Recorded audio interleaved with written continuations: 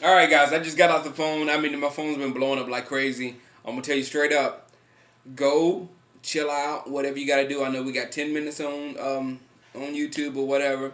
So go get you a drink or whatever, because I'm taking as much time as I need to, because I have a lot to talk about after this game. Okay. I got my glass of vino here, and we're gonna talk. All right. First of all, if we had lost this game, I'm blaming it straight on the coaches, because there's two plays where I lost my mind. I was so mad, and one of those plays was the 12 men on the field on the third down play when we stopped them, and then on the next play Ryan Grant ran that touchdown. 12 men on the field. Brian Stewart, that's you. Do not let the players down. Now you guys are coaches. You guys are coaches. Do not let the players down. You got to make sure something like that doesn't happen again, okay? And I know Wade's with me, and I know Wade's going to talk to you about that or whatever. I don't care what kind of mess up was there. You got to make sure something like that never happens. The second one, I'm about to lose my mind here. And Jason Garrett. If you guys who think that Jason Garrett should be a head coach now, whatever, you got to think about this. Jason Garrett has been great. I love him. I talked to him when I was in training camp. He's a great guy. But going forward on 4th and 2 was okay. I was down with that. But if you're going to run Julius Jones when you got Marion Barber over there on the bench, what is wrong? You got to run Marion Barber in running situations. And furthermore, you put in a running package. 2 tight ends. Only receiver was T.O. on the sides. And you're going to run Julius Jones. And to prove it, everybody who's taped this game, go look at it. Go look at what happened. Julius Jones has his good points. I'm not talking about Julius here. I'm not talking about Julius. He has his good points. He ran in the back of number 70. He ran in the back of Leonard Davis and fell backwards. Marion Barber wouldn't have done that. Marion Barber would have done like Emmitt Smith does and put cleat marks on the offensive line. Nate Newton would tell you, if you got in Emmitt Smith's way, he would have cleat marks on your back running over you. That's what you need on 4th and 2. That's what you need. Jason Garrett, don't do that again. I love you. Jason Garrett, you don't know how much I love you. Okay? Don't do that no more. It's got to be Marion Barber. He's the most feared running back in the league as far as tenacity. Run him. Run him. All right, we at 3 minutes already, man, and I'm not even close to finished. Brett Favre. We had a game plan for him, and it was not a good day for Brett Favre. I think he needs to go take some pain pills. That was wrong. But we did a great job on Brett Favre. We told him we did what we were supposed to do on Brett Favre. When Aaron Rodgers went in, it just totally messed us up. And Aaron Rodgers started taking what our defense was giving him. And Green Bay leads the league with Brett Favre. They lead the league on long passes, bombing. And that's what Brett Favre was trying to get. He was trying to throw it off and throw the long pass. But we wasn't giving him that. And that was smart, because if we keep them at dinking and dunking in short passes or whatever, it gives DeMarcus Ware more time to go get him, and it gives us more time to stop them from scoring. And then they couldn't stop us. And they couldn't stop us all night. Let's see, next thing. I don't know if you guys seen Leonard Davis or not, or looked at Leonard Davis, but Leonard Davis was killing people out there. That dude was picking people up. I talked to Jeff Axelrod. He was at the game. He said one time he saw Leonard Davis pick up somebody and just throw him to the ground. Man, Big is a valuable asset to our offense. Offensive line. Flozell, he had his one penalty, but he played pretty decent.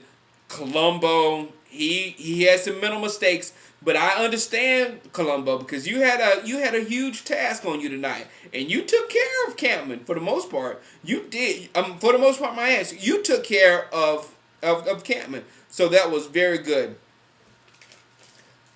I want to say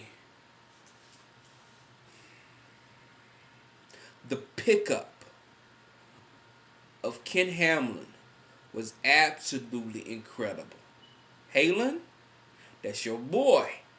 I love Ken Hamlin. I hope I may talk to somebody. I may try to call somebody to make sure Ken Hamlin sees this. Ken Hamlin, keep doing what you're doing, man. You are absolutely a huge presence in our secondary, and I appreciate you. Ken Hamlin had an incredible game tonight. Don't slip on him. Don't slip on him at all. The people who didn't watch it on the NFL Network, I know a lot of you didn't get to see it, but there was two. Miles Austin killed him. Miles Austin was running, and he beat the coverage or whatever. He got two pass interference calls on him. The first one was seriously pass interference. The second one, Chris Collinsworth was saying that isn't pass interference. And I was like, what the heck is Chris Collinsworth talking about? He's a wide receiver for one thing, and he's supposed to be on the wide receiver side. But Chris Collinsworth was like, it was questionable. But if you don't make that call, that's a new tactic for defensive backs, because all they're going to do is run up under the legs of the wide receivers, because that's all that Green Bay Packer cornerback did. He ran up under the legs of Miles Austin, but you can't do that. That was nowhere near incidental contact. I can run behind somebody and make sure I run into their legs to make them fall, and that's what he did, because he knew he was beat. He knew he was beat. So that was pass interference. You got to call that. If you don't call that, defensive back's going to start doing that like crazy. So that's crazy. The D was nice tonight. I really liked it. I was scared when Burnett went down, because Burnett was key to our defense, because he's the most athletic linebacker, and he was in our nickel defense. But the D was nice tonight. We just got out of sync when Aaron Rodgers came in the game, because Aaron Rodgers stuck with the game plan. Brett Favre, or Mrs. Madden, the wife of John Madden, Brett Favre, he was just doing whatever he wants to, and that's what we wanted to get Brett Favre into, because that's what he is. All you people that talk about Brett Favre being great, he is. He does good, but he makes mistakes like crazy, and that's what he did tonight. And we was trying to force him into that. And that was good. They were taking the slants. They were taking those slants. And it was eating us up. But again, I'll take a slant more than a 40-yard bomb tonight. 33. Number 33, Nate Jones. He did good. And I like the way Wade used him. Wade used 33 as far as rushing and passing, which he did an outstanding job at.